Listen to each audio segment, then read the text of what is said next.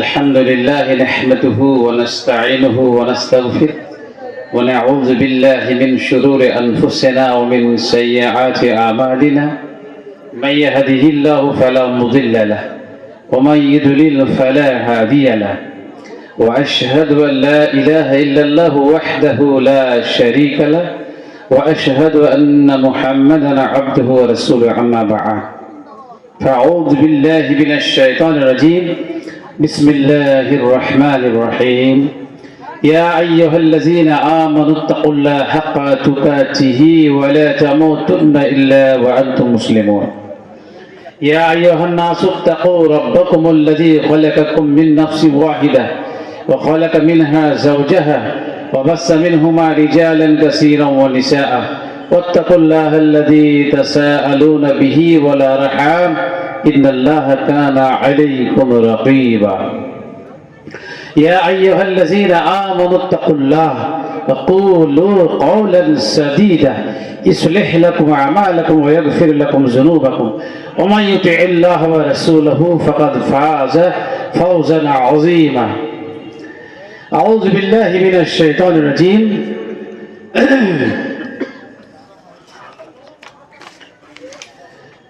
آمن الرسول بما أنزل إليه من ربه والمؤمنون كل آمن بالله وملائكته وكتبه ورسله لا نفرق بين أحد من رسله وقالوا سمعنا وأطعنا غفرانك ربنا وإليك المصير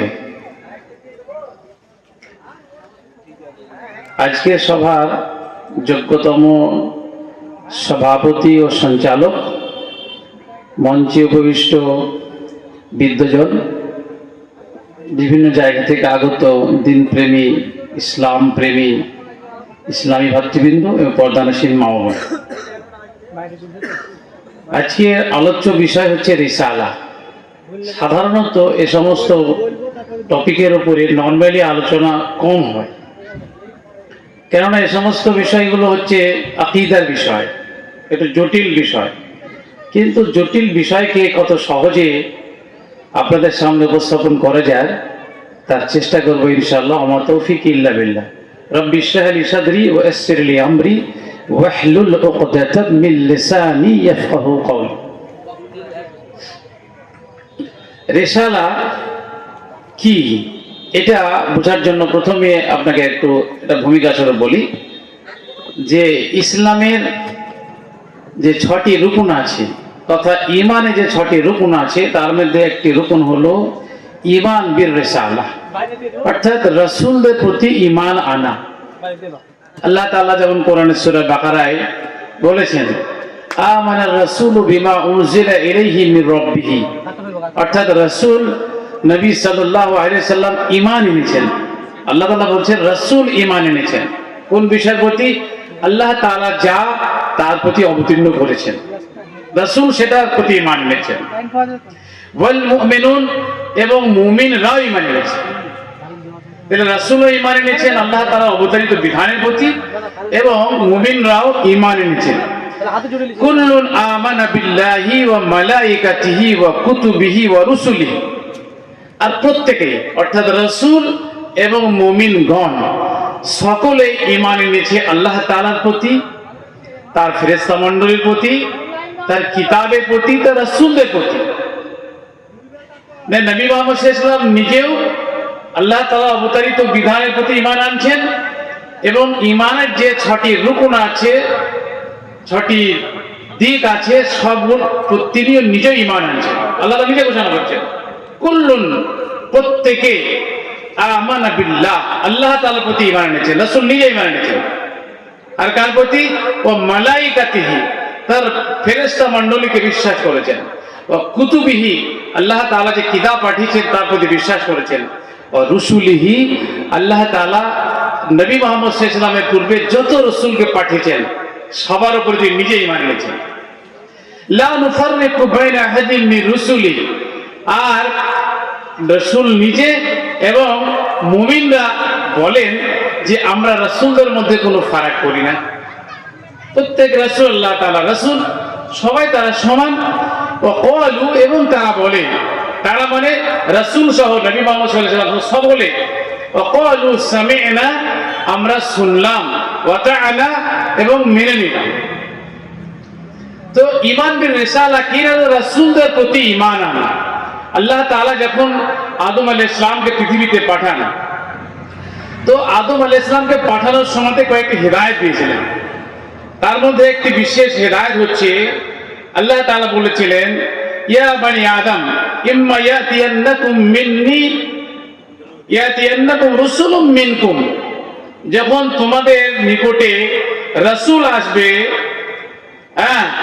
তো রাসূলরা তোমাদেরকে আমার আয়াত তেলাওয়াত করে শোনাবে, তো যে ব্যক্তি রাসূলের কথা মেনে নিবে তাদের জন্য কোনো ভয় নাই।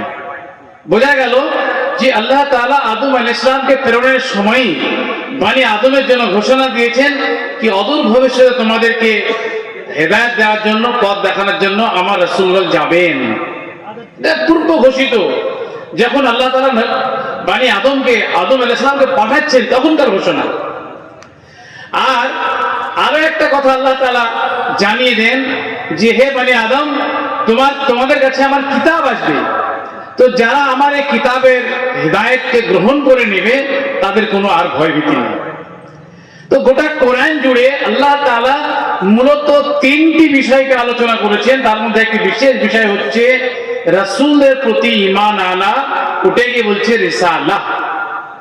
রিসালা শব্দে যদি আমরা শাব্দিক অর্থ নিয়ে, একটা আরবি শব্দ, তার অর্থ হচ্ছে রিসালা মানে হলো বার্তা, মেসেজ, চিঠি। এই রেসালাটা কোরআনে বিভিন্ন ভঙ্গিমায় বিভিন্ন ভাষায় এসছে। কখনো রেসালাকে বলা হয়েছে জিকির, কখনো বলা হচ্ছে মওয়াইজা, কখনো বলা হচ্ছে কিতাব, কখনো বলা হচ্ছে হিদায়াত। তো এই রেসালা বা আল্লাহ তাআলার বাণীকে, এই বার্তাকে, মেসেজকে আল্লাহ তাআলা কোরআনে বিভিন্ন আঙ্গিকে বিভিন্ন ভাষায় ব্যক্ত করেছেন, আর সবগুলোই হচ্ছে রেসালা। তাহলে বোঝা গেল কি আল্লাহ তাআলা বিশ্ব মানবতার জন্য আদমকে পৃথিবীতে পাঠানোর পর তা কিয়ামত হওয়া পর্যন্ত মানুষকে সঠিক পথ দেখানোর জন্য যুগে যুগে যে নবী রাসূল পাঠিয়েছিলেন, তাদেরকে যে বার্তা দিয়েছিলেন, তো সব বার্তাকে একসঙ্গে বলা হচ্ছে কি রিসালা। এর জন্য নূহ আলাইহিস সালাম, মুসা আলাইহিস সালাম, হারুন আলাইহিস সালাম, বিভিন্ন নবীরা বলেছেন উবাল্লিগুকুম রিসালাতি রব্বি, আমি তোমাদেরকে আমার রবের রিসালা পৌঁছে দিচ্ছি, বাণী পৌঁছে দিচ্ছি। এই হিসাবে যত রিসালা পৃথিবীতে এসছে, যত বার্তা এসছে, সর্বশেষ বার্তা হচ্ছে আল কোরআন। তাহলে রিসালা কোরআন হচ্ছে আল্লাহ তাআলার সর্বশেষ রিসালা, সর্বশেষ মেসেজ টু দা ম্যানকাইন্ড। সারা মানুষের জন্য সর্বশেষ মেসেজ হলো রিসালা, হলো আল কোরআন। আর যিনি রেসালা বহন করেন, যিনি রেসালা নিয়ে কাজ করেন, তাকে বলা হয় রাসূল। তো এই রেসালা যেহেতু নবী মুহাম্মদ সাল্লাল্লাহু আলাইহি ওয়াসাল্লামের অবতীর্ণ হয়েছে, তাই তিনি হলেন রাসূল। গোটা কোরআন জুড়ে আল্লাহ তাআলা রেসালা অর্থাৎ রাসূলদের এবং নবীদের বিবরণ দিয়েছেন। কেন? যে সমস্ত নবী রাসূলরা কিভাবে মানুষকে হেদায়েতের বাণী শুনিয়েছেন, তারা কি কি সমস্যার মুখোমুখি হয়েছে, মানুষ কি কি রাসূলদের সম্পর্কে কোশ্চেন অ্যারাইজ করেছে, রিসালা সম্পর্কে মানুষের কি কি মনে ডাউট আছে, সব ক্লিয়ার করার জন্য, সব কিছু মুছিয়ে দেওয়ার জন্য, মানুষের কাছে স্পষ্ট করার জন্য আল্লাহ তাআলা কোরআনে সমস্ত রাসূল নবীদের জীবনী, তাদের বৃত্তান্ত বর্ণনা করেছেন। সর্বোপরি নবী মুহাম্মদ সাল্লাল্লাহু আলাইহি ওয়াসাল্লাম সম্পর্কে অনেক কোরআনের আয়াত অবতীর্ণ হয়েছে।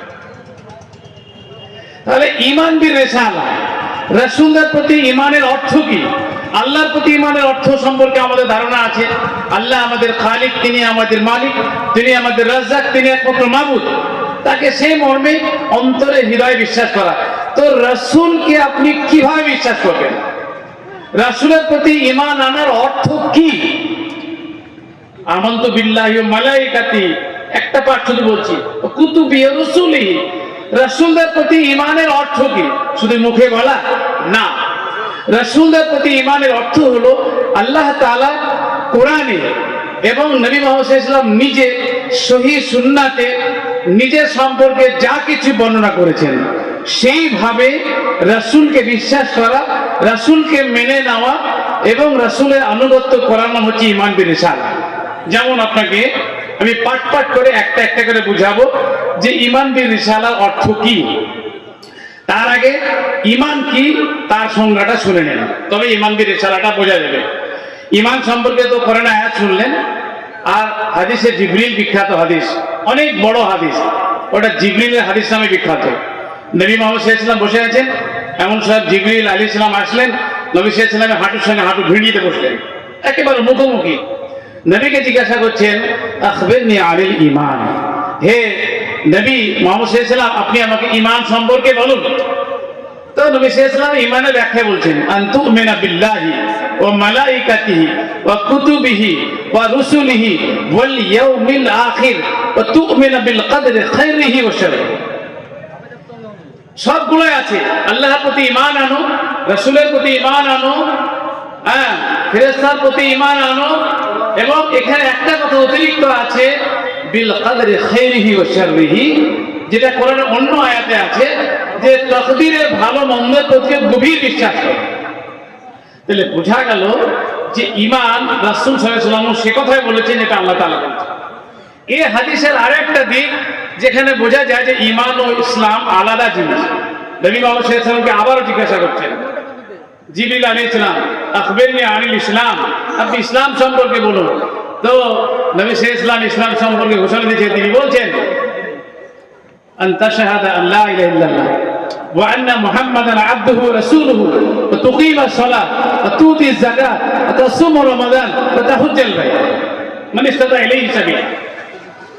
ইসলাম হলো কি না, তো কালেমে শাহাদাত, সাক্ষী দাও যে আল্লাহ ছাড়া কোনো মাবুদ নাই, এবং রাসূল হলেন মুহাম্মদ সাল্লাল্লাহু আলাইহি ওয়াসাল্লাম আল্লাহ তাআলার বান্দা ও রাসূল।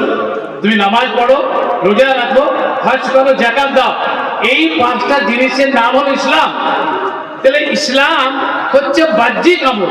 সে আমলটা বাহ্যিক আমল দুভাবে হতে পারে, আর একটা আমল হচ্ছে মৌখিক আমল, সেটা হচ্ছে কালেমে শাহাদাত, এটা মৌখিক আমল। আর আরেকটা আমল হচ্ছে বাদানি আমল, শারীরিক আমল, যেমন হচ্ছে সালাত এবং সাওম। আরেকটা হচ্ছে মালি আমল, অর্থাৎ মাল দিয়ে আমল, সেটা হচ্ছে হজ ও যাকাত। এই হাদিসের মধ্যে ইসলামের পূর্ণাঙ্গ চিত্র আল্লাহ রাসূল সাল্লাল্লাহু আলাইহি ওয়াসাল্লাম তুলে ধরলেন। কি মানুষের মুখে সাক্ষী দেবে, এটা যেমন তার মৌখিক আমল, শরীর দিয়ে সালাত এবং সিয়াম পালন করবে, শারীরিক আমল, এবং মাল দিয়ে অর্থাৎ যাকাত ও হজ করে তিনি মালি ইবাদত করবেন। তো ইসলাম হচ্ছে বাহ্যিক যে প্র্যাকটিস, যে আমল, এটার নাম ইসলাম। আর ঈমান হচ্ছে হৃদয়ের বিষয়, অর্থাৎ কোনো মানুষের সঙ্গে কোনো মানুষের যদি ঈমান মজবুত না থাকে, অর্থাৎ হৃদয় থেকে যেভাবে আল্লাহকে বিশ্বাস করার কথা সে বিশ্বাস না থাকে, যেভাবে রাসূলকে বিশ্বাস করার কথা সে বিশ্বাস না থাকে, আমি পরে কথা বলবো, বিচে আছি, যেভাবে রাসূলকে বিশ্বাস করতে হবে সেটা যদি না থাকে, তাহলে তার বাহ্যিক আমলের কোনো ভ্যালু নেই, বাতিল। এই হাদিসে আরো একটা বিষয় আল্লাহ স্পষ্ট করলেন, তিনটে জিনিস জানতে হবে, ঈমান কি, ইসলাম কি, আর ইখলাস কি। জিজ্ঞাসা করলেন, আখবিরনি আনিল ইহসান, ইহসান মানে আল ইখলাস, ইখলাস কি? ইহসান মানে হলো ইখলাস, ওই হাদিসে আছে। তো নবী সাল্লাল্লাহু আলাইহি ওয়াসাল্লাম ইখলাসের জবাব দিচ্ছেন, ইহসানের জবাব দিচ্ছেন। তিনি বলছেন, আন তা'বুদাল্লাহ কাআন্নাকা তারা ফাইন লাম তাকুন তারা ফাইন্নাহু ইয়ারাক, তুমি আল্লাহর ইবাদত এমন ভাবে করো যেন আল্লাহকে তুমি দেখছো। এটা হচ্ছে ইখলাসের সর্বোচ্চ স্তর, একেবারে আলা স্তর। সর্বোচ্চ স্তর হচ্ছে কি, আমি ইবাদত করব তো আমি আল্লাহর অনুভূতি আমার হৃদয়ে জাগবে। যদি এটা না হয় তো এটা মনের মধ্যে থাকতে হবে যে আল্লাহ আমাকে দেখছেন, এটা হলো ইখলাস। তো প্রথম স্তর অর্থাৎ ঈমানি স্তর যদি মজবুত না থাকে, ইখলাস আসবে না, আর আমলও গৃহীত হবে না। ঈমানটা শুধু আল্লাহর প্রতি নয়, রাসূলের প্রতিও পূর্ণ ঈমান থাকতে হবে। তো রাসূলের প্রতি ঈমানের অর্থ কি, এবার আমরা একটু বিশ্লেষণে আসি। রাসূলের বিষয়ে প্রথম আপনাকে একটা কথা মাথায় রাখতে হবে যে রাসূল হলেন আল্লাহ তাআলার মনোনীত বান্দা, তিনি আবদুল। রাসূল হলেন আল্লাহ তাআলার বান্দা। আবদ শব্দটা আল্লাহ তাআলা কোরআনে স্পষ্ট আবদুল বলেছেন। তাবারাকাল্লাযী নাযালাল ফুরকানা আলা আবদিহি লিয়াকুনা লিল আলামিন নাযীরা। আল্লাহ তাআলা বলছেন, তাবারাক সেই জাত ও সত্তা বরকতময়, যিনি ফুরকান অর্থাৎ কোরআনকে অবতীর্ণ করেছেন তার নিজস্ব নিজের বান্দা, নিজের আব্দ, নিজের গোলাম নবী মুহাম্মদ সাল্লাল্লাহু আলাইহি ওয়াসাল্লাম। সর্বোচ্চ আপনার ঈমান থাকতে হবে যে রাসূল হলেন আল্লাহ তাআলার একনিষ্ঠ বান্দা, তার মনোনীত বান্দা, তিনি আব্দুল। আশহাদু আন্না শাহাদাতে আশহাদু আল্লা ইলাহা ইল্লাল্লাহ ওয়া আশহাদু আন্না মুহাম্মাদান আবদুহু ওয়া রাসূলুহু, যে মুহাম্মদ সাল্লাল্লাহু আলাইহি ওয়াসাল্লাম আল্লাহ তাআলার গোলাম, তার বান্দা ও রাসূল। এটা মাথায় যদি আপনার না থাকে তাহলে আপনি রাসূলকে ভাবতে ভাবতে ভাবতে আল্লাহর সঙ্গে বসাবেন।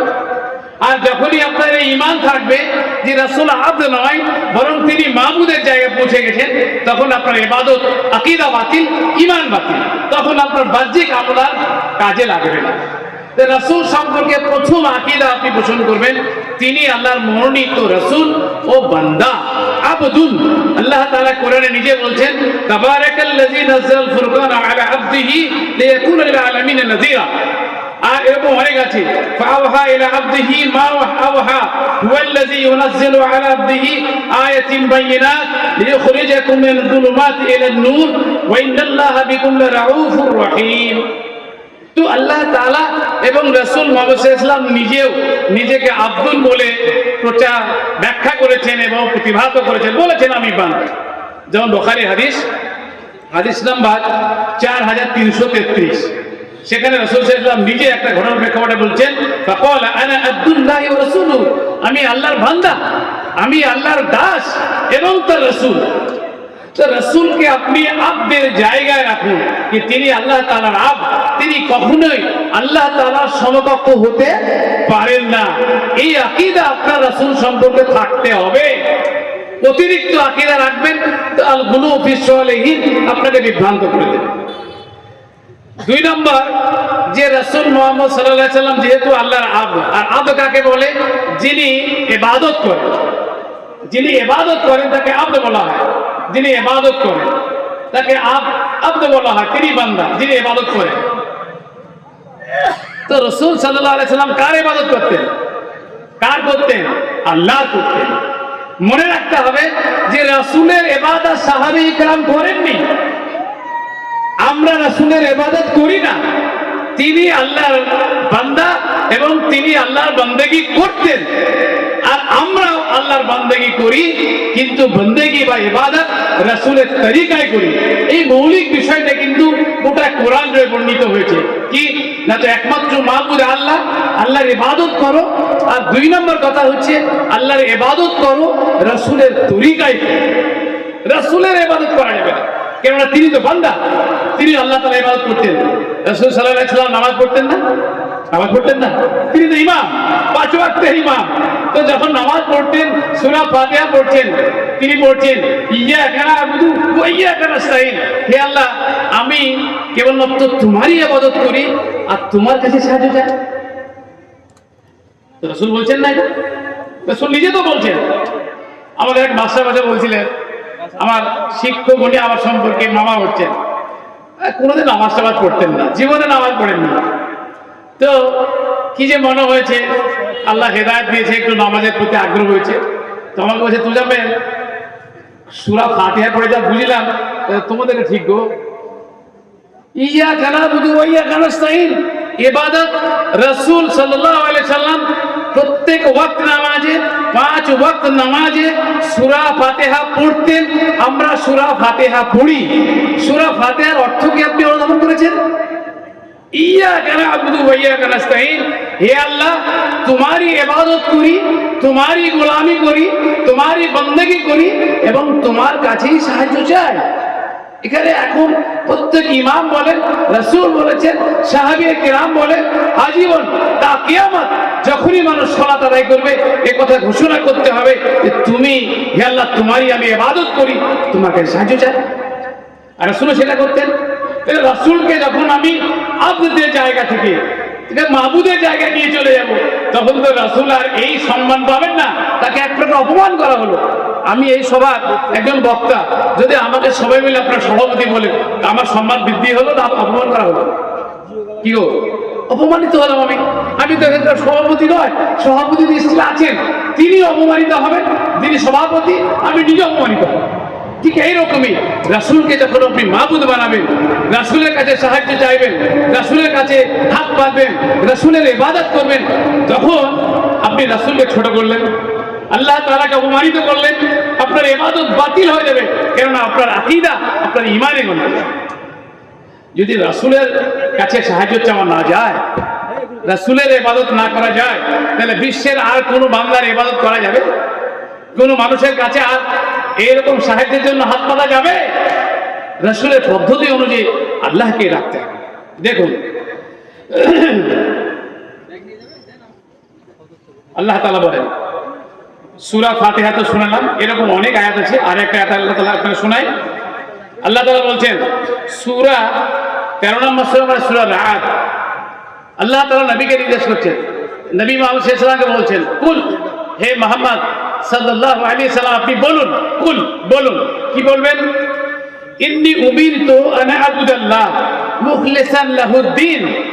আমাকে আদেশ করা হয়েছে, আমি আদিষ্ট হয়েছি, আল্লাহ তাআলা আমাকে নির্দেশ করেছেন একমাত্র তার ইবাদত করার জন্য।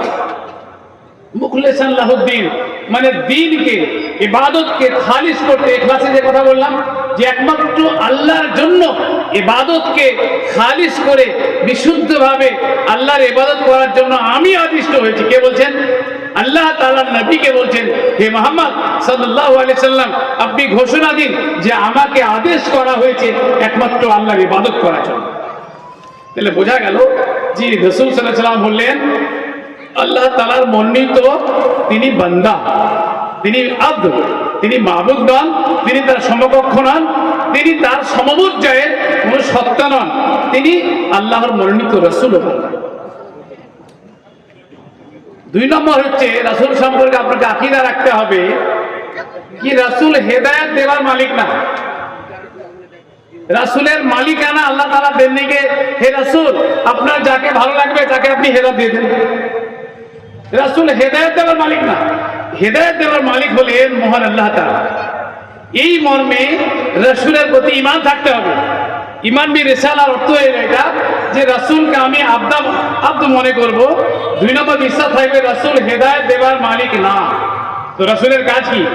আল্লাহ তাআলা গোটা কোরআন জুড়ে রাসূলের কাজ বর্ণনা করেছেন এবং সমস্ত বর্ণনার একটা সার নির্যাস হলো আল্লাহ তাআলা বলছেন স্পষ্টভাবে, ফাআলামু আন্নামা আলা রাসূলিনাল আল বালাগুল মুবিন।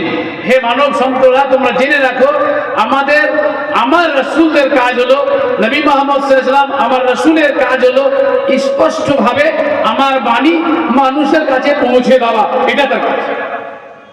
রাসূলের কাজ কি? আল্লাহ তাআলা যা বলবেন সেই কথাটা মানুষের কাছে পৌঁছে দেওয়া।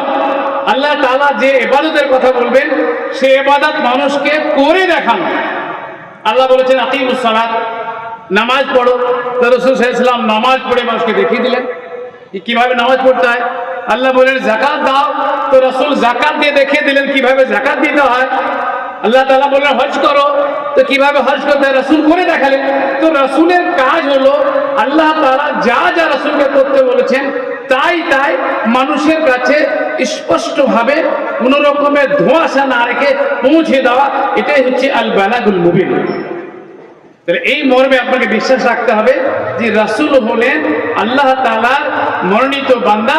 তার দায়িত্ব হলো আল্লাহ তাআলার বাণী মানুষকে পৌঁছে দেওয়া, হেদায়েত দেওয়ার মালিক তিনি নন।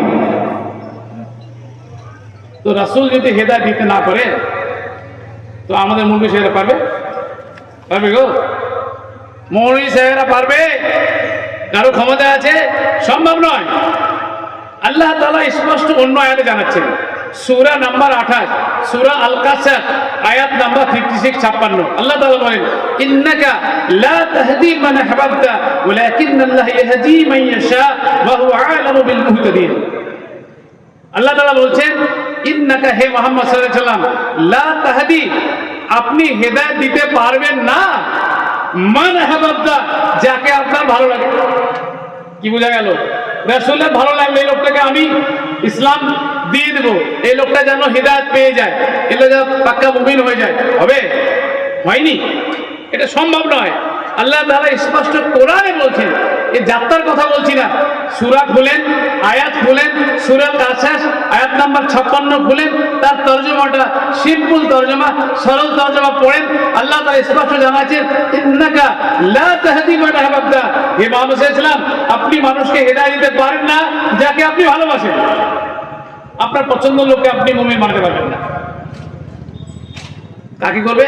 ওয়ালাকিন্নাল্লাহ ইয়াহদি মান ইয়াশা, আল্লাহ তাআলা যাকে চান তাকে হেদায়েত দেন, অন্য কাউকে দিতে পারবেন না। ওয়া হুয়া আ'লামু বিল মুহতাদিন, আর মহান আল্লাহ তাআলা যারা হেদায়েত পাবে তাদের খুব ভালো করেছেন। এই মর্মে বিখ্যাত বুখারীর হাদিস আছে। বুখারীর হাদিস নাম্বার 3884, নবী সাল্লাল্লাহু আলাইহি ওয়াসাল্লামের একদম ছায়া সঙ্গী ছিলেন আবু তালিব। আবু তালিবের নাম নিশ্চয় শুনে থাকবেন। আবু তালিব নবী সাল্লাল্লাহু আলাইহি ওয়াসাল্লামের ছায়া সঙ্গী। ছায়া সঙ্গী মানে সবসময় সাথে থাকতেন।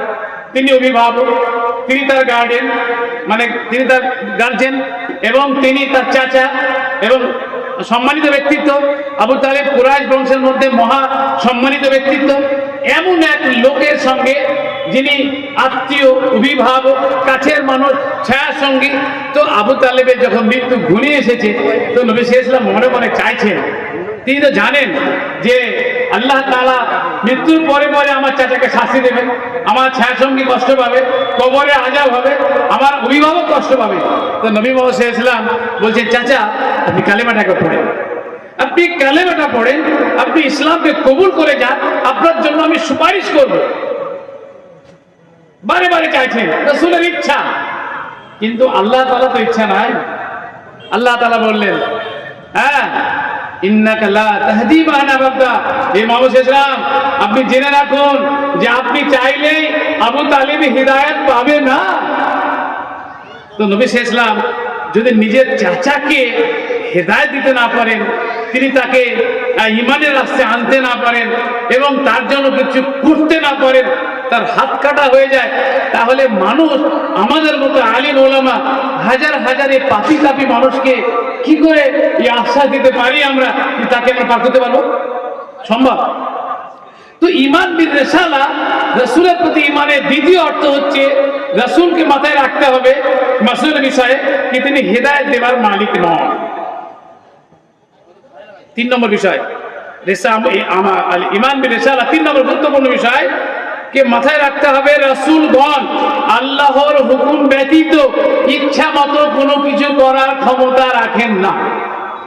আপনাকে এটাও মাথায় রাখতে হবে, ইচ্ছা মতো কাজ করার ক্ষমতা কার আছে? আল্লাহ তাআলা। ইন্নামা আমরুহু ইজা আরাদা শাইআন আন ইয়াকুলা লাহু কুন ফায়াকুন। আল্লাহ তাআলার ক্ষমতা এমনই, যখন কোনো কিছু করার ইচ্ছা করেন বলেন হও, হয়ে যায়।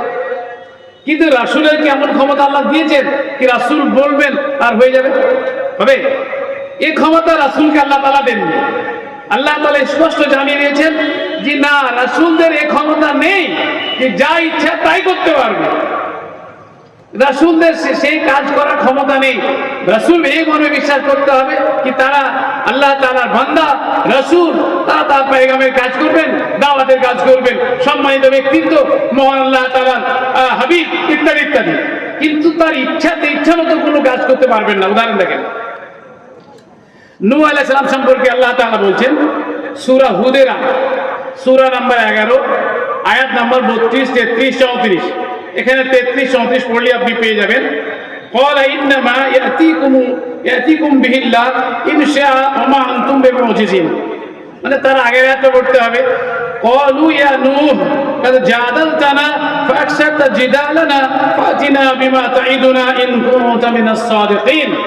হে নূহ, তুমি তো অনেক ঝগড়া ঝামেলা করলা, আমাদের বিষয়ে অনেক কথা বললা, বিতর্ক হলো, তো এক কাজ করো, হ্যাঁ, তোমরা যদি সত্যি তুমি সত্যবাদী হও, তো যে আযাবের কথা বলছো, যেসব বিষয় বলছো, এগুলো আমাকে হাজির করে দেখাও।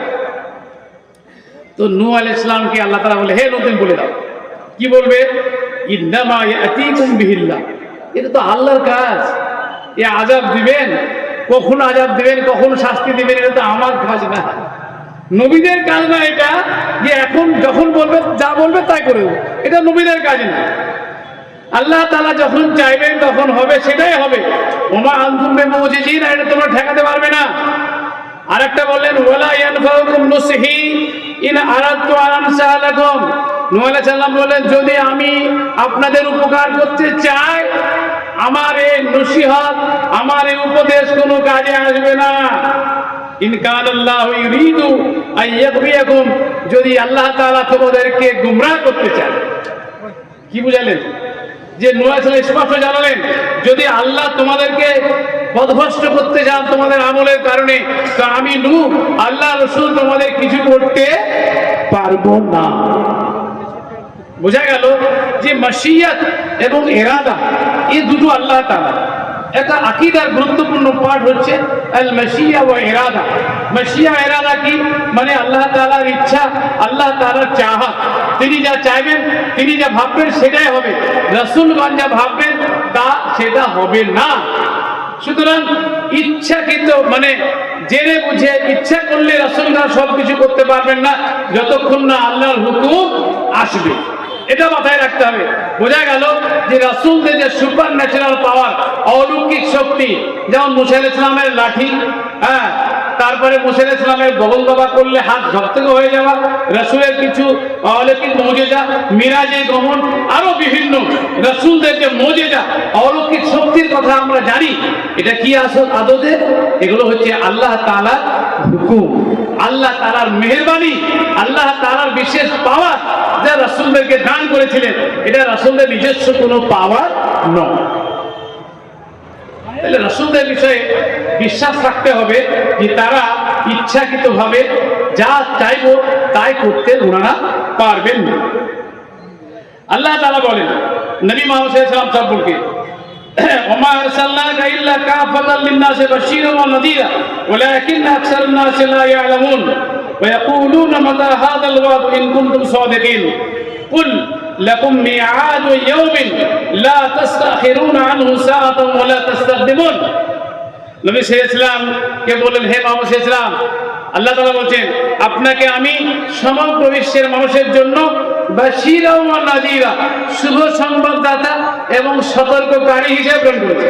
আপনার কাজ হলো আমি যে বার্তা ছড়িয়েছি, যারা যারা আমার বিধান মেনে চলবে তাদের জন্য জান্নাত রয়েছে, এই কথা মানুষকে বলে দেন।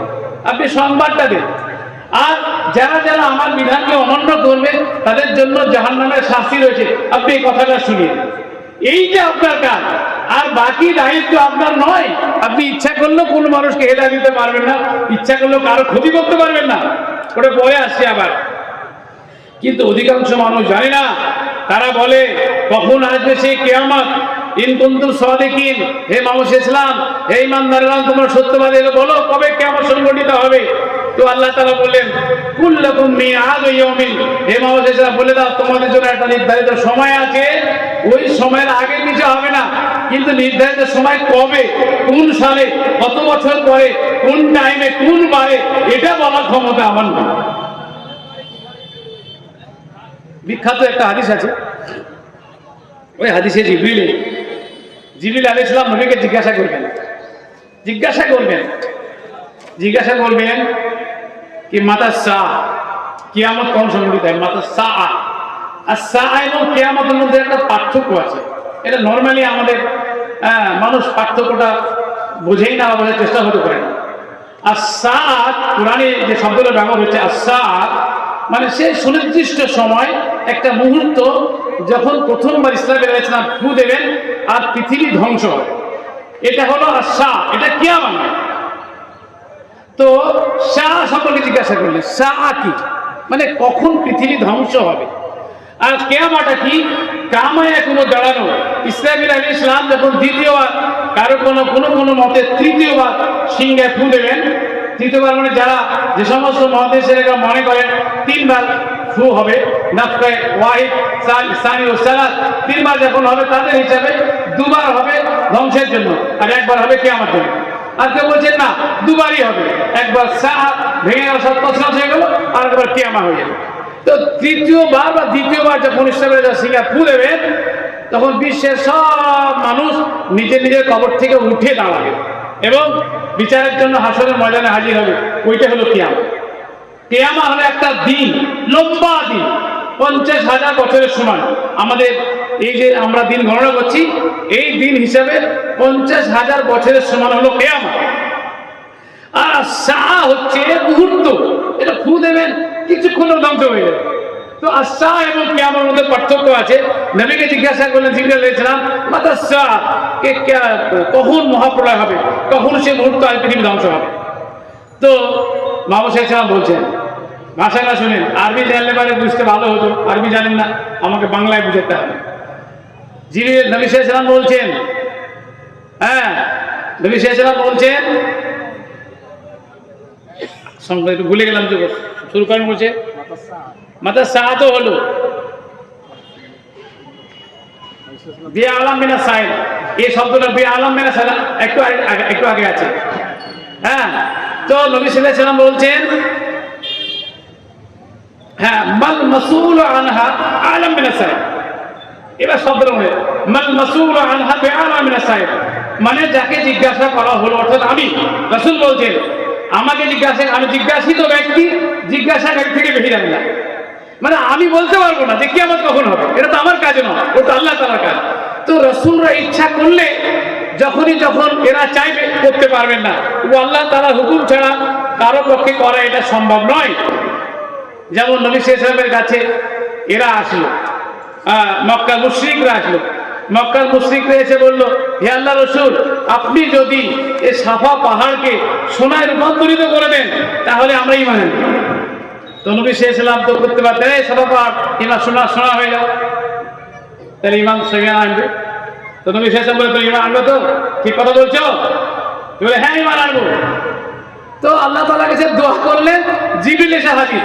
নবী সাল্লাল্লাহু আলাইহি ওয়াসাল্লামের এটা করার ক্ষমতা নাই, আল্লাহ তাআলা ক্ষমতা দেননি, কি বলবে সঙ্গে শোনা হয়ে যাবে, অত সহজ না। জিবরিলকে পাঠালেন আল্লাহ তাআলা। জিবরিল আলাইহিস সালাম আসলেন, বুখারী হাদিস, এটা বুখারী হাদিস, সহিহ হাদিস, হাদিস নাম্বার না, এটা হচ্ছে মুস্তাদরাক হাকিমের হাদিস, হাদিস নাম্বার 3225। হ্যাঁ, তো নবী সাল্লাল্লাহু আলাইহি ওয়াসাল্লামকে জিবরিল আলাইহিস সালাম আসলেন, আসার বলে, হে নবী মুহাম্মদ সাল্লাল্লাহু আলাইহি ওয়াসাল্লাম, আপনি যদি চান তো আল্লাহ তাআলা এক্ষুনি সাফা পাহাড়কে সোনা বানিয়ে দেবেন, কিন্তু শর্ত হচ্ছে ঈমান না আসলে এদেরকে এমন শাস্তি দেবেন যা দুনিয়া কাউকে দেননি। তো আপনি এটা চান না রহমা চান? রহমা মানে আপনি যদি চান তো আল্লাহ তাআলা আপনার উম্মতের প্রতি রহমত করবেন, দয়া করবেন, করুণা করবেন, সহজে হালাক করবেন না। তো নবী সাল্লাল্লাহু আলাইহি ওয়াসাল্লাম বলেন, আমি রহমত চাই। নবী সাল্লাল্লাহু আলাইহি ওয়াসাল্লামকে অপশন দিলেন, কি চান বলুন। নবী সাল্লাল্লাহু আলাইহি ওয়াসাল্লামকে আল্লাহ তাআলা এই অধিকার দেননি যে তিনি সোনায় পরিণত করতে পারবেন। তাহলে সোনায় পরিণত করার দায়িত্ব কার? আল্লাহ তাআলা। বোঝা গেল যে রাসূলের প্রতি ঈমান আনতে হবে এই মর্মে যে রাসূলগণ আল্লাহ তাআলার মনোনীত বান্দা ও রাসূল, তারা যা ইচ্ছা তাই করতে পারেন না। রাসূলদের সম্পর্কে আপনাকে আরো একটা ঈমান, পাক্কা ঈমান থাকতে হবে। ঈমান বি রিসালার একটা পার্ট, সেটা কি? তো রাসূলগণ নিজের তো দূরের কথা, অন্য কারো কোনো উপকারও করতে পারবেন না, অপকারও করতে পারবেন না। কি বুঝলেন?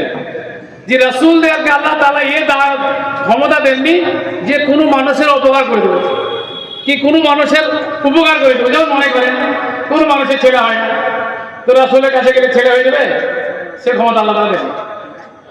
সে ক্ষমতা আল্লাহ রাসূলকে দেননি। কোন রাসূল দেখলেন যে আমার অমুক লোক ক্ষতি করছে, রাসূল বললেন ঠিক আছে তোর হার্টের অসুখ হয়ে যাবে, হবে না। এটা আল্লাহ তাআলা রাসূলদের ক্ষমতা দেননি। আল্লাহ তাআলা বলেন, এটা আমার কথা নয়, আল্লাহ তাআলা বলছে, ভালো করে শুনেন, সূরা আল আরাফ আয়াত নম্বর 188, আল্লাহ তাআলা বলেন, কুল, হে মুহাম্মদ সাল্লাল্লাহু আলাইহি ওয়াসাল্লাম, আপনি বলুন, আপনি বলে দিন, লা আমলিকু লিনাফসি নাফআন ওয়ালা দাররা, আমি আমার নিজের আত্মার, নিজের শরীরের আমি উপকার করার মালিক না, অপকার করারও মালিক আমি না, ইল্লা মা শা আল্লাহ, আল্লাহ যা চাইবেন তার বাইরে আমার কিছু হবে না। তারপরে কি বললেন? ওয়ালা কুনতু আ'লামুল গায়বা লাস্তাকসারতু মিনাল খায়র ওমা মাসানি সু ইন আনা ইল্লা নাযীরুন ওয়া বাশীরুন লিকাওমিন ইউমিনুন। বললেন, যদি আমি গায়েব জানতাম, যদি আমি এখান থেকে লালগোলা যেতে কি হবে না বুঝতে পারতাম, তাহলে আমি অনেক কল্যাণ লাভ করতে পারতাম। তাহলে উহুদ পাহাড়ে গিয়ে যুদ্ধ করতে গিয়ে আমার দাঁত ভেঙে যেত না, আমার 70 জন সাহাবী মরতো না ওই গিরিপথে আটকে, যদি আমি বুঝতে পারতাম। হ্যাঁ, এ তো উমরাতে গিয়েছিলাম, আলহামদুলিল্লাহ দেখে এলাম উহুদ পাহাড়ের পাদদেশে এখনো 70 জন সাহাবী যারা শহীদ হয়েছিলেন তাদের কবর এখনো আছে। কবরস্থানটা সম্পূর্ণ ঘেরা আছে, তার দিয়ে মোটা করে আপনার লোহার ব্যারিকেড করে ঘেরা আছে। 70 জন সাহাবী শহীদ হয়ে গেলেন। রাসূল সাল্লাল্লাহু আলাইহি ওয়াসাল্লামের নিজের অনেক ক্ষয়ক্ষতি হলো, দাঁত ভেঙে গেল। তো আল্লাহ তাআলা বলছেন নিজের উপকার অপকার করার ক্ষমতা রাসূলের নাই। স্পষ্ট করে না আয়াত, এই আয়াতগুলোকে আপনারা পড়বেন না, আজীবনকে শুধু কোরআনকে তেলাওয়াত করবেন আর মওলানা সাহেবকে ডাকবেন, হাফেজকে ডাকবেন আর সারাদিন তেলাওয়াত করে চলে যাবে, শুধু সওয়াব হবে আর কোরআনের মতলব কিছু বুঝবেন না। কোরআন কি? কোরআন তো আল্লাহর বাণী। আল্লাহ আপনার সঙ্গে কথা বলতে চায়, আল্লাহ তাআলা আপনাকে নিজের বাণী শোনাতে চায়, আল্লাহ তাআলা নিজের ক্ষমতার কথা বলতে চান, আল্লাহ তাআলা নিজের রাসূলের কথা বলতে চান যে আমি কে, রাসূলকে, রাসূলের কাজ কি, ঈমান বিল রিসালা কি আপনি জানেন না? আপনি রাসূলের সিস্টেম, রাসূল সম্পর্কে ঈমান আনতে হবে। আপনি অন্ধকারে বিশ্বাস করেন, রাসূলের কাজ সম্পর্কে, তার সিফাত, তার বৈশিষ্ট্য, তার ক্ষমতা সম্পর্কে জানেন না। তো রাসূলের যদি নিজস্ব কিন্তু উপকার করার অপকার করার ক্ষমতা না থাকে, কোনো রাসূলের, কোনো নবী, স্পেশালি মুহাম্মদ সাল্লাল্লাহু আলাইহি ওয়াসাল্লামের ক্ষমতা না থাকে, তো আমাদের মতো আলেম ওলামা আপনার ছেলে করে দিতে পারবে না? হবে গো? আমার তো মনীষা করতে পারবে? আপনার হাটেরও ভালো হবে? আমাদের দ্বারা কাজ হবে? যে কাজ রাসূলের দ্বারা সম্ভব না সেটা আপনার দ্বারা আমাদের কি করে সম্ভব? ঈমান না থাকতে হবে। যদি আপনার ঈমান মজবুত না থাকে, রাসূল সম্পর্কে আপনার ঈমান থাকে যে রাসূল সব করতে পারে, আমাদের মৌলভী সাহেবের আমাদের মনের চাহিদা সব মেটাতে পারে, আপনার নামাজ বাতিল, আপনার সিয়াম বাতিল, আপনার সালাত বাতিল, আপনার যাকাত বাতিল, আপনার হজ বাতিল, আপনার উমরা বাতিল, কারণ আপনার ঈমান তো ঠিক নাই। আর ঈমান না থাকলে আমল হবে না, ইসলাম কাজে কিছু পাবেন না আপনি। তো রাসূল সম্পর্কে ধারণা, বিশ্বাস থাকতে হবে, ঈমান থাকতে হবে। তারা উপকার অপকার করার মালিক নয়, এমনকি নিজেরা করতে পারবে না। নবী পাক সাল্লাল্লাহু আলাইহি ওয়াসাল্লামকে জাদু করা হয়নি কি? সূরা নাস ও ফালাক কোন বিষয়ে করে ফু দেয় না? ভূত পালাবে, জিন পালাবে, জাদু পালাবে, কেন? রাসূলকে জাদু করা হয়নি? এটা বিখ্যাত ঘটনা। তো রাসূল সাল্লাল্লাহু আলাইহি ওয়াসাল্লামকে যদি তিনি নিজের জাদুকে রোধ করতে না পারেন তো অন্য কি করবেন? তাহলে বোঝা গেল যে রাসূল অলৌকিক ক্ষমতার মালিক নন। আল্লাহ তাআলা আপনাদেরকে যা দিলেন, যতটুকু দিয়েছেন সেইটুকু তিনি করার অধিকার রাখেন, এর বাইরে ওনাদের এক্সট্রা কোনো পাওয়ার আল্লাহ তাআলা দেননি। এই মর্মে আপনাকে বিশ্বাস রাখতে হবে। রাসূল সম্পর্কে আপনাকে আরো একটা বিশ্বাস রাখতে হবে যে তিনি ইচ্ছা মতো যা তার জন্য সুপারিশ করতে পারবেন না। আখিরাতের কথা বলছি, দুনিয়াতে তো হলো অনেক, শুনলে আরো কিছু শুনবেন, টাইম থাকলে ইনশাআল্লাহ শোনাতেই থাকবো। হ্যাঁ, তো আখিরাতেও কিছু করতে পারবেন না। আছে গজল আছে না, হ্যাঁ, শেফাত করো হে রাসূল কিয়ামতের দিনে। এখান থেকে গজল করে শেফাত হয়ে যাবে নাকি? একবারে সস্তা সুপারিশ। হ্যাঁ, সুপারিশ করার ক্ষমতা কার? আল্লাহ তাআলা যাকে দেবেন, যার জন্য দেবেন, তার বাইরে কারো সুপারিশ করার ক্ষমতা থাকবে না, এটা মাথায় রাখবেন। কিছু লোক বলে আরে বংশে যদি একটা মৌলভী সাহেব হয়ে যায় তাহলে 40টা লোককে পার করবে। শুনেছে গল্প? না শোনেননি? এসব ভুয়ো কথা, সব মানুষকে এক প্রকার প্রতারণা দেওয়া। মৌলভী সাহেবের নিজেরই কি হবে ঠিক নাই, ও পার করবে না। মনে রাখবেন, কিয়ামতের দিনে সুপারিশের একটা ব্যবস্থাপনা আছে, নিঃসন্দেহে আছে, কিন্তু ওর জন্য শর্ত কি? যিনি সুপারিশ করবেন ঠিক করবেন কে? আল্লাহ। যার জন্য করবেন ঠিক করবেন কে? আল্লাহ। তো সুপারিশকারীও ঠিক করবেন, যার জন্য করা হবে তাকেও ঠিক করবেন। তো লাভ কি? এটাই আল্লাহ তাআলা দেখাবেন, কিয়ামতের দিনে সম্মানিত করবেন। আমরা যেমন নিশ্চয় করি কি দেখেন না, একটা পুরস্কার দেবে, এরা পুরস্কার দেবে অমুক, তো ওই লোকটা কি পুরস্কার তো আমাদের, আর ও পাচ্ছে, ওর কি? ওর কাজ হলো সম্মানিত করে, যেন মহা সম্মান দিলাম। তো কিয়ামতের দিনে আল্লাহ তাআলা কিছু মুমিন বান্দাকে, রাসূলদেরকে, ফেরেশতাদেরকে, শহীদদের মাধ্যমে কিছু মানুষের সুপারিশ করাবেন তাদের মর্যাদা বৃদ্ধি করার জন্য। কিয়ামতের দিনে সুপারিশ করার জন্য আল্লাহ রাসূল সাল্লাল্লাহু আলাইহি সাল্লাম সিজদা করে যাবেন। কখন? তার একটা চিত্র বুখারী হাদিসে বর্ণিত হয়েছে। একটু লম্বা হাদিস আছে, বড় হাদিস আছে, আমি আপনাদেরকে সংক্ষিপ্ত শোনাচ্ছি। কিয়ামতের দিনে হবে কি, যে সব মানুষ একটা জিনিস চাইবে, যা হলো হোক, সে জান্নাত চায় আর জাহান্নাম চায়, এটা ফাইসলা হয়ে যায়।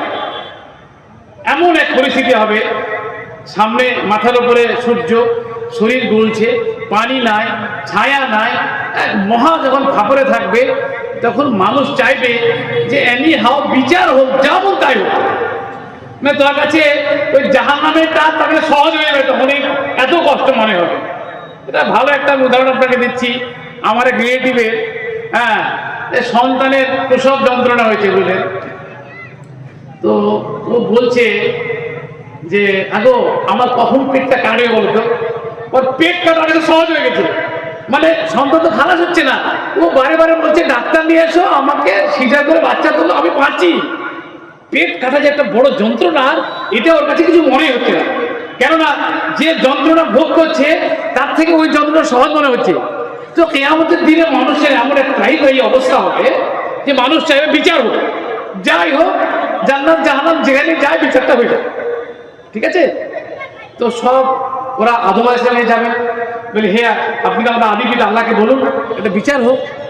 আদম আলাইহিস সালাম বলবে আমি পারবো না, আমার মেলা পাপ আছে, অনেক ব্যাখ্যা আছে, বলছি না, আমার দ্বারা হবে না। বিভিন্ন নবীর কাছে যাবেন, সবাই বলবেন আমার দ্বারা হবে না। শেষে বলবেন এক কাজ করো, তোমরা বিশ্ব নবী মুহাম্মদ সাল্লাল্লাহু আলাইহি ওয়াসাল্লামে চলে যাও। তো মুহাম্মদ সাল্লাল্লাহু আলাইহি ওয়াসাল্লাম সবাই আসবে। আসার পরে নবী মুহাম্মদ সাল্লাল্লাহু আলাইহি ওয়াসাল্লাম কি করবেন? নবী সাল্লাল্লাহু আলাইহি ওয়াসাল্লাম সিজদায় পড়ে যাবেন। সিজদায় পড়ে যাওয়ার পরে আল্লাহ তাআলার কাছে দোয়া করবেন। দেখেন, ফান্তালাকা হাত্তা ইস্তাজানা আলা রাব্বি। নবী সাল্লাল্লাহু আলাইহি ওয়াসাল্লামের কাছে আল্লাহ তাআলা এটাও চাইবেন, আল্লাহ আমাকে অনুমতি দাও। ফায়ুজানালি, নবীকে অনুমতি দেওয়া হবে। ফাইজা রাআইতু রাব্বি ফাআরফা ওয়াকাতু সাজিদান। তখন নবী সাল্লাল্লাহু আলাইহি ওয়াসাল্লাম আল্লাহ তাআলার ইশারায় তিনি সিজদায় পড়ে যাবেন। তারপরে যখন সিজদায় পড়ে আল্লাহর কাছে দোয়া করবেন, তো আল্লাহ তাআলা বললেন, হে মুহাম্মদ সাল্লাল্লাহু আলাইহি ওয়াসাল্লাম, ইরফার আশাক, তোমার মাথা তোলো, খুব ডেকেছো আমাকে, আমার প্রশংসা করেছো, আমার ইবাদত করেছো, আমাকে ডেকেছো, তুমি মাথা তোলো, কি চাও বলো আমি দেব। তো নবী সাল্লাল্লাহু আলাইহি ওয়াসাল্লাম এমনিকে বলতে, আল্লাহ সুপারিশ কর, আল্লাহ বিচার করে দাও। আল্লাহ না, কিয়ামতের দিনে আল্লাহ রাসূল সাল্লাল্লাহু আলাইহি ওয়াসাল্লাম আল্লাহ তাআলার কাছে ইজাজত চাইবেন, অনুমতি চাইবেন, তিনি সিজদায় পড়ে যাবেন, সিজদায় করে সিজদা দোয়া করবেন আল্লাহর কাছে, আল্লাহ প্রশংসা করবেন, আল্লাহকে বলবেন, আল্লাহ রাজি হবেন। তখন আল্লাহ বলবেন, হে মুহাম্মদ সাল্লাল্লাহু আলাইহি ওয়াসাল্লাম, ইরফার আশাক, মাথা তুলো, কি চাইছো বলো, চাও তোমাকে দেব। তখন নবী সাল্লাল্লাহু আলাইহি ওয়াসাল্লাম বলবেন, আল্লাহ বিচারের ব্যবস্থা করো। এটা হচ্ছে শাফাআতে উযমা, যে আপনারা দোয়া করেন না, আল্লাহুম্মা রাব্ব হাযিহি দাওয়াতি তাম্মা ওয়াস সালাওয়াতিল কায়িমা আতি মুহাম্মাদান ওয়াসিলাতা ওয়াল ফাদিলা ওয়া বা'আসহু মাকামান মাহমুদা। তো মাকামান মাহমুদা কোনো জায়গা না, ওটা হচ্ছে মর্যাদা। এই যে মর্যাদা, বিশ্ব মানুষের জননেতা তিনি, দুনিয়ার মানুষের তিনি নেতা, তিনি নবীকুলের শিরোমণি। আল্লাহ তাআলার কাছে সুপারিশ করার কারো হিম্মত থাকবে না। তিনি আল্লাহ তাআলার দরবারে দোয়া করবেন, সেই দোয়া করে যাবেন, আল্লাহ তাআলা তাকে সেই সম্মানে ভূষিত করবেন, তিনি সম্মানিত হবেন। বিশ্ব নবীর এই দোয়ার ফলে আল্লাহ তাআলা কবুল করবেন, রাসূলের সুপারিশ হবে, আল্লাহ তাআলা বিচারের ব্যবস্থা করবেন। কি বোঝা গেল? রাসূল সরাসরি করতে পারলেন না, আল্লাহ কাছে অনুমতি চাইতে হবে। বোঝা গেল যে সুপারিশ তো রাসূল সাল্লাল্লাহু আলাইহি ওয়াসাল্লাম করবেন, কিন্তু আল্লাহ তাআলা অনুমোদন লাগবে। তো রাসূলকে যদি সুপারিশ করতে অনুমোদন লাগে, তো আমাদের মধ্যে স্টেজের মূল বিষয়দের কি লাগবে? হবে? অত সহজ ব্যাপার না। সুপারিশের জন্য যিনি করবেন তাকে তৌহিদপন্থী হতে হবে, তার আকীদা মজবুত থাকতে হবে। যদি আমার আকীদায় থাকে রাসূল গায়েব জানে, রাসূল সবকিছু করতে পারে, ইশারায় সবকিছু হয়, তো আপনার সুপারিশ তিনি করবেন না। যতই ভালোবাসেন সুপারিশ তিনি করবেন না। তার অনুসরণ করে আল্লাহকে ডাকতে হবে, তিনি তবে আল্লাহ তাআলা অনুমোদন দেবেন। হলো। এরপর রাসূল সম্পর্কে আর একটা গুরুত্বপূর্ণ আপনাকে আকীদা রাখতে হবে, ঈমান রাখতে হবে। ঈমান বিল রিসালার একটা পূর্ণাঙ্গ দাবি কি? সেটা হলো রাসূলরা গায়েবের খবর জানতেন না, রাসূলরা হলেন মুখবিরে গায়ব। আল্লাহ তাআলা হলেন আলিমুল গায়ব, আর রাসূলগণ হলেন মুখবিরে গায়ব।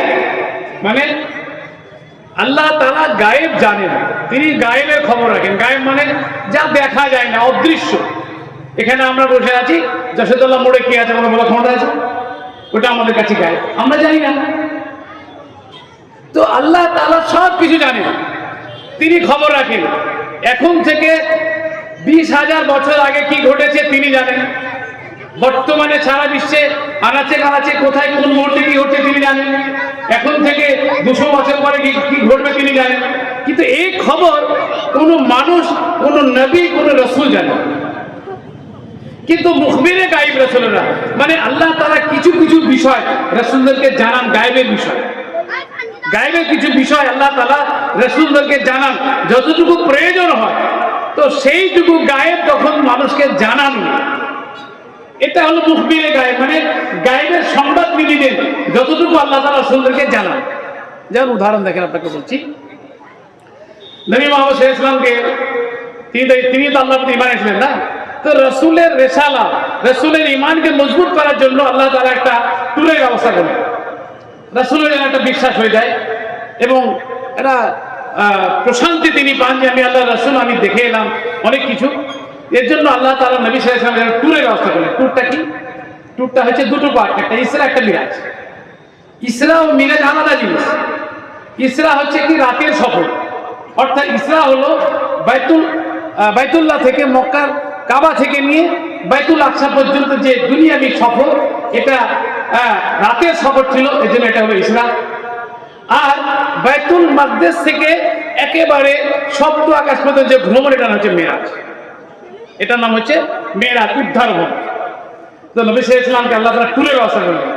এক রাতে মক্কায় তুললেন, বিশেষ এক বাহন করে নিয়ে গেলেন বাইতুল আকসা। বাইতুল আকসা থেকে 7 আসমানে বিভিন্ন নবীদের সঙ্গে পরপর সাক্ষাৎ হলো, জান্নাত জাহান্নাম পরিদর্শন করলেন, বিভিন্ন রকমের আযাব দেখলেন এবং আল্লাহ তাআলার সঙ্গে কথা হলো পর্দার অন্তরাল থেকে। এত কিছু বলার পর নবীর ঈমান তার মজবুত হয়ে যাবে না? আমি সব দেখে এলাম, অবিশ্বাসের কোনো জায়গা নাই। তো এই ঘটনা যখন ঘটালেন, তো দেখে এই যে বিভিন্ন নবীকে আসমানে দেখলেন, জান্নাত জাহান্নাম দেখলেন, শাস্তির ঘটনা দেখলেন, আল্লাহ তার কথা বলেন, এই কাজটা কে করালেন? আল্লাহ তো করালেন। ওই যে ঘটনা সেটা আমরা জানি না, এটা আমাদের কাছে গায়েব। রাসূলকে আল্লাহ জানালেন আর রাসূল মানুষকে জানিয়ে দিলেন, তিনি মুখবিরে গায়েব। যখন তিনি সেখান থেকে ফিরে আসলেন, ফিরে আসার পর বুখারী হাদিস, ফিরে আসার পরে বললেন আমি এই এক রাতে সফর করলাম। তো মক্কা কুরাইশরা বলে দেয় ফালতু কথা, এক রাতে এখান থেকে বাইতুল আকসা যাওয়া আমার 7 হাজার, কি আজে বাজে গল্প। তো কুরাইশরা বলল ঠিক আছে, আপনি যে গেছিলেন তো বাইতুল আকসা আপনাকে কাল সকালে দেখলাম, কালকে দিনের বেলায় দেখলাম, রাতে দেখলাম, আবার কখন গেলেন কখন এলেন, বলেন তো বাইতুল আকসাতে কি আছে? কটা খুঁটি, কটা খাম্বা, কটা পিলার, কটা কি আছে বলেন তো? তো নবী সাল্লাল্লাহু আলাইহি ওয়াসাল্লাম কি বললেন? গায়েব তো জানেন না, কি আছে জানেন না? আল্লাহ তাআলা জিবরিল আলাইহিস সালামকে পাঠালেন। জিবরিল আলাইহিস সালাম পুরো বাইতুল আকসার নকশা তুলে ধরলেন, চিত্র। রাসূল দেখলেন, একটা একটা বললেন। তো বলেন গায়েবের খবর রাসূল জানেন না? গায়েবের খবর শোনার লোককে আল্লাহ দিলেন।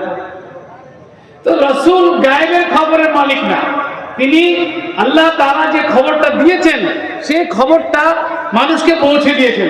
এরকম অনেক আল্লাহ তাআলা বর্ণনা করেছেন, কোরআনে অনেক আয়াত আছে। একটা যেমন আপনাকে আল্লাহ উদাহরণ দিয়ে দেখুন, আল্লাহ তাআলা বলেন, হে মুহাম্মদ সাল্লাল্লাহু আলাইহি ওয়াসাল্লাম, আপনি বলে দিন, কুল, বলুন, লা আকুলু লাকুম ইন্নী খাযাইনুল্লাহ, আমি বলছি না যে দুনিয়া ধনভাণ্ডার আমার কাছে আছে, আল্লাহর ধনভাণ্ডার আমার কাছে আছে, ওয়ালা আলামুল গায়বা, আমি এটাও বলছি যে আমি গায়েব জানি। কে বলছেন? আল্লাহ তাআলা নবীকে বলাচ্ছেন, ওয়ালা আকুলু লাকুম ইন্নী মালাক, আমি এটাও বলছি না যে আমি ফেরেশতা, আমি ফেরেশতা নই, আমি গায়েব জানি না, আমার খাজা আল্লাহ তাআলা ধনভাণ্ডার মালিকানা আমার নাই। ইন আত্তাবিউ ইল্লা মা ইউহা ইলাইয়া, আমি সেই কাজটাই করি যেটা আল্লাহ আমাকে করতে বলেন। এটাই আমার কাজ, এটাই আমার ওনার, এটাই আমার সম্মান, এটাই আমার মাহাত্ম, যে আমাকে আল্লাহ ওহী করে সুসম্মানিত করেছেন, আমার অনুসরণ তোমাদেরকে করতে হবে, এটা আমার কাজ।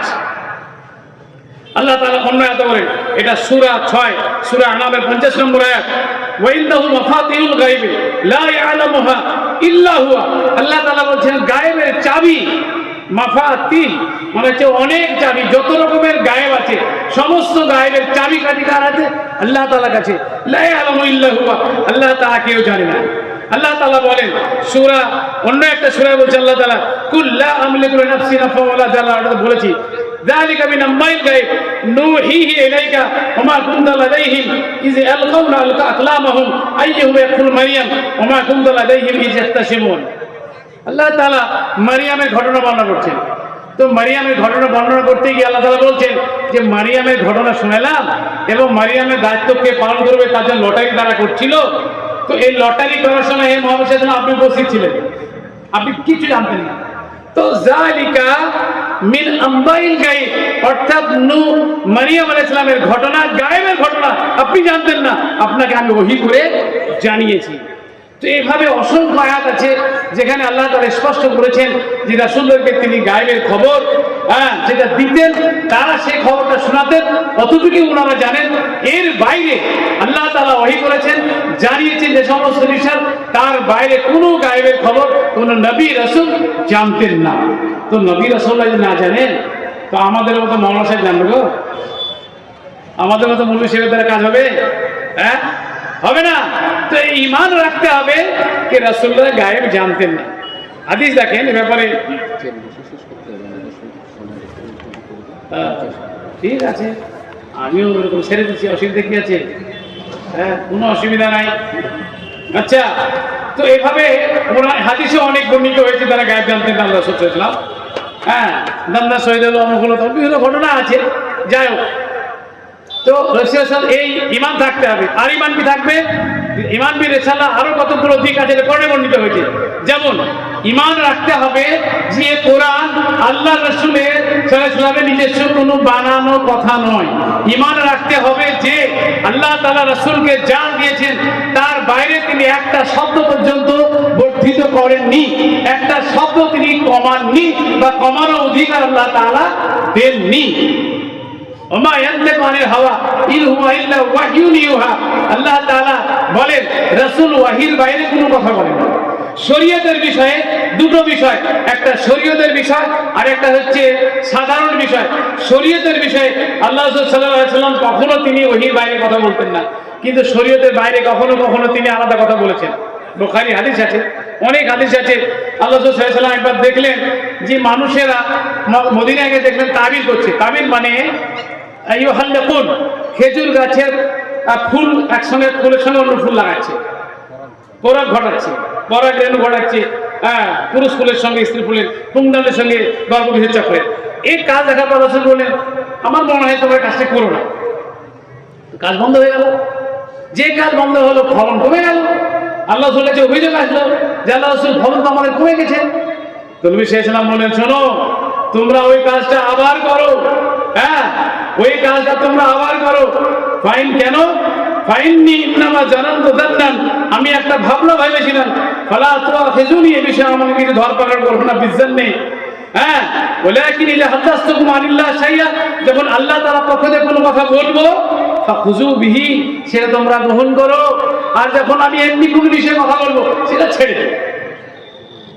তাহলে বোঝা গেল যে রাসূলের বিষয়ে ঈমান রাখতে হবে কি তিনি আল্লাহ তাআলা যা ওহী করেছেন কোনো রকম ভাবে আমানতের খেয়ানত করেননি, না বাড়িয়েছেন না কমিয়েছেন, হুবহু আল্লাহ তাআলা যা পাঠিয়েছেন তা বর্ণনা করেছেন।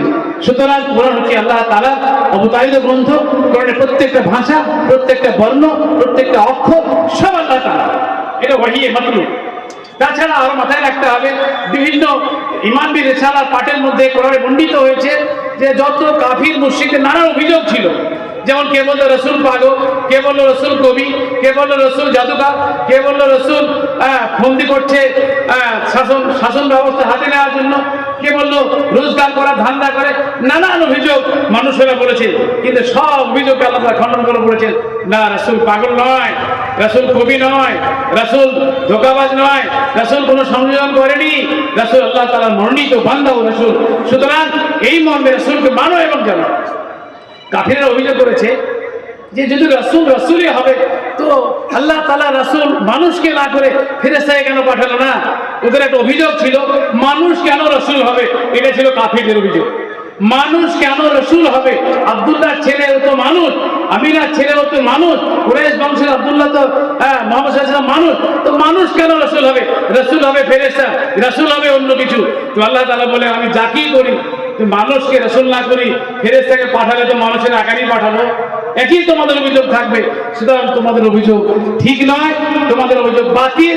আমি যা করেছি সেই মর্মে রাসূলকে বিশ্বাস করতে হবে, রাসূলের প্রতি ঈমান আনতে হবে। গোটা কোরআন জুড়ে এই রেসালার অংশ দীর্ঘ মানে বিস্তারিত বর্ণিত হয়েছে।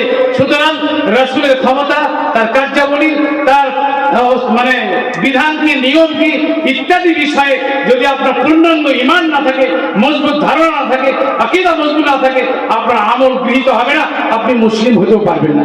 এজন্য রাসূলকে ভালোবাসা অর্থাৎ রাসূলকে সেইভাবে ভালোবাসো যেভাবে আল্লাহ ভালোবাসতে বলেছেন, রাসূলকে অনুসরণ করা সেইভাবে করো যেভাবে আল্লাহ করতে বলেছেন। আল্লাহর ইবাদত রাসূলের আনুগত্যের মাধ্যমে, আল্লাহকে ডাকা রাসূলের আনুগত্যের মাধ্যমে। রাসূলের ইবাদত করা যাবে না রাসূলের কাছে কোনো কিছু চাওয়া, কোনো কিছু সাহায্য প্রার্থনা করা, তার ইবাদত করা যাবে না। এটাই হচ্ছে ঈমান বিল রিসালাত অর্থ এবং ভাবার্থ বিস্তারিত কোরআনে আছে। এবং এই বিষয়ে যদি কারো কোনো কিছু বিষয়ে বোঝার অসুবিধা থাকে, আমি আছি, ইনশাল্লাহ আমাকে পাবেন, বিস্তারিত আপনাকে দলিল সব বুঝিয়ে দেওয়া হবে।